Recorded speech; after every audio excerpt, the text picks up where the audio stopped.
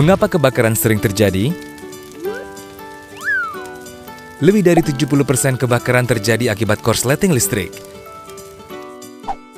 Padahal, jika terjadi korsleting listrik, Sikring atau MCB akan otomatis memutus arus listrik sehingga tidak menimbulkan kebakaran.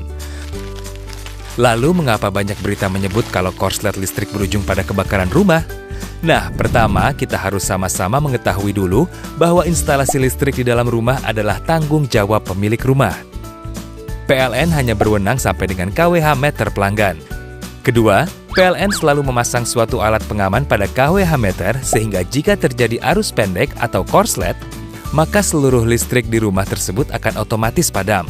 Namun, ada kalanya alat pengaman tidak bekerja saat terjadi korslet. Nah, ini adalah akibat jika kWh meter atau Sikring diotak-atik sendiri. Salah satunya apabila MCB yang ada di kWh meter diganjal atau di-bypass untuk memperoleh daya yang lebih besar dari daya kontrak. Apalagi jika pelanggan menyambung langsung listrik dari jaringan PLN seperti yang sering dilakukan untuk pos keamanan. Waduh, tindakan ini juga sangat berbahaya karena tanpa pengaman. Musim kemarau panjang sering mengakibatkan alat-alat elektronik di rumah lebih mudah panas.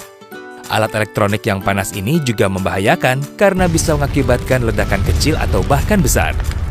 Lalu, apa yang bisa kita lakukan untuk mengamankan instalasi listrik di rumah agar terhindar dari kebakaran?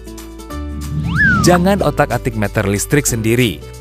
Kalau ada kendala, laporkan kepada petugas PLN. Bisa langsung menghubungi kontak center PLN 123.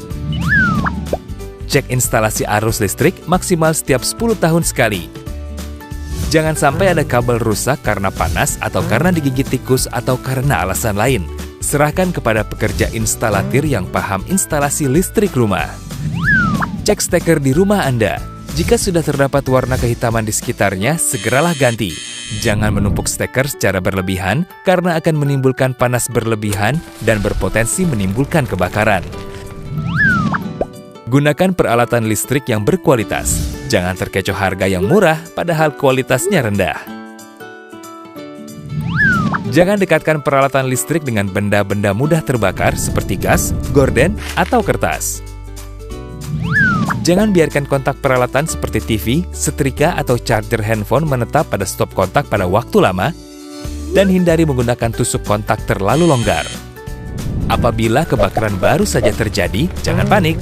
Segera hubungi pemadam kebakaran dan kontak center PLN 123 untuk memadamkan listrik di area sekitar rumah yang terbakar. Usahakan Anda memiliki alat pemadam api ringan di rumah dan pastikan isi dari alat tersebut diganti setahun sekali. Segera putus aliran listrik di rumah dengan mematikannya langsung dari Sikring panel pusat di rumah.